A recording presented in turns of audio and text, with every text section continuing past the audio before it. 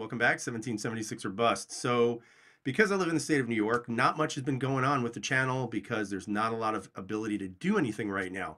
So I have several firearms that haven't been shot yet that are collecting dust.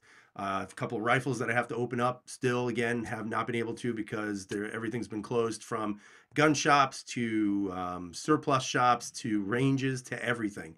So hopefully as the situation changes in New York State, it would be nice to see some of these places open up so that we can get this thing moving a little bit more. But nonetheless, I'm going to show you something that I don't normally show on my channel, and those are some of the rifles. So in the next couple of weeks, I'm going to show you a couple of things. This one tonight is one that I do like quite a bit. It's new to my collection. Hasn't even been shot. I actually got this right before everything shut down. And so I'm going to show it to you, and it's this right here. So as you guys can see, this is my Marlin 336, and this is what they call their dark series for obvious reasons. It's pretty dark. This video will probably either be banned or demonetized because it has a black rifle, even though it is a, let's face it, a not so modern looking rifle, even though it looks kind of modern. But the lever actions for me are actually pretty cool rifles still. I actually enjoy shooting lever actions. I enjoy owning them. I like the function of the lever action. Although that I would say most people don't really consider these a mainstay for the collections, but that's okay. It's not necessarily going to be something for you, but this is definitely something that I've been looking forward to showing, and again, one day eventually shooting.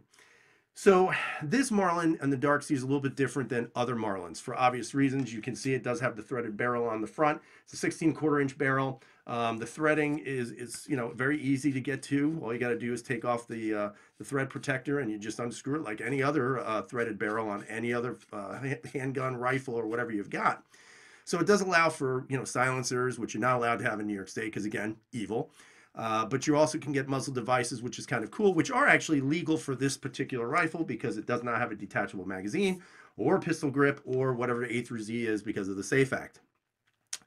But this rifle also has some pretty cool features that others don't. For example, the entire finish of the rifle is parkerized. So you have a nice sturdy parkerized finish, very similar to a Mossberg 590A1. So you know you're going to get a lot of good corrosion resistance, and it's just going to protect your rifle in regards to the metal components, which is very, very good, and at least I think so.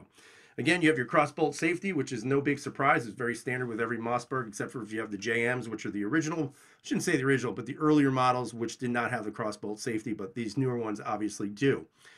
Again, this one came with the excess rail system, so you do have kind of a really nice peep sight in the rear, which you can see right there. And you also have that front sight right there, which is your post, and it is just in white. I wish they would have given this like an orange hue to it, just to be able to show a little bit more.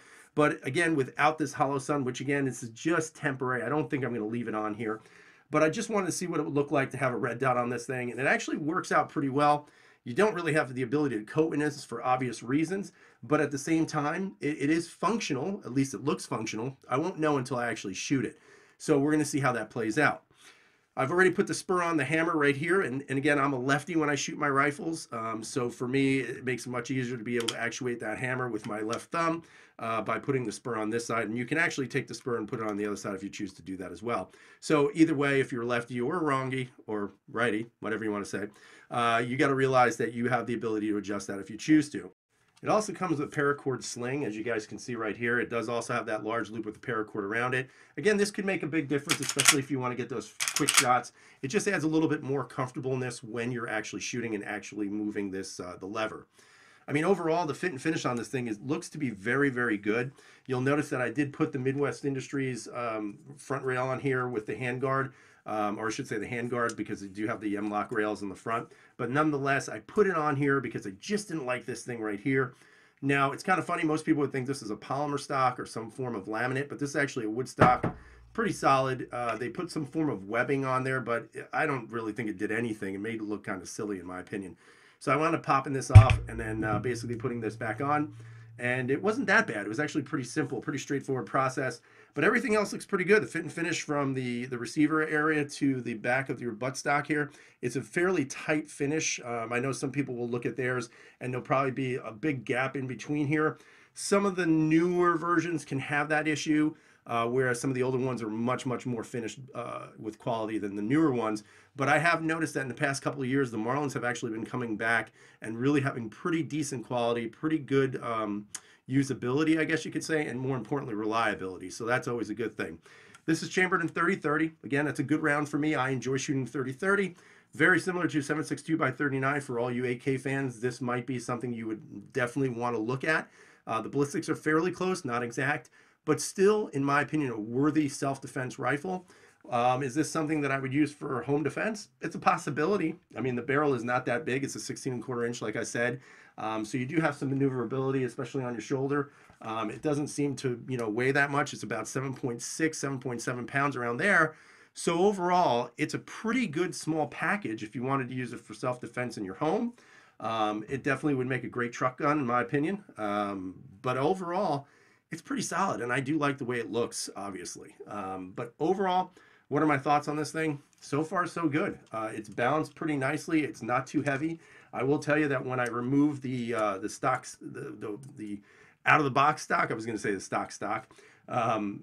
The weight difference between this versus this was incredible. It's a much lighter rifle in the front end, and I have to say it actually feels much more balanced now. Before, the front end felt a little bit heavier in the front versus the back, but now that I put this on, I can definitely feel that there's a difference, and it gives you a little bit more real estate to be able to kind of hold on to your gun when you're shooting it. So other than that, I'm pretty satisfied with this gun. I think it's a pretty nice rifle. I'd like to know what you guys think about these Marlins and whether or not you consider buying a 336. These are chambered, I believe, in 45-70 and also gosh, I think 357, but I'm not sure about that. So you guys have to look that on your own. But this is a 30-30. That's my caliber of choice for lever actions. But overall, pretty satisfied. So I'd like to hear what you guys have to say. Leave those comments down below. Do you like lever actions? Do you like this one?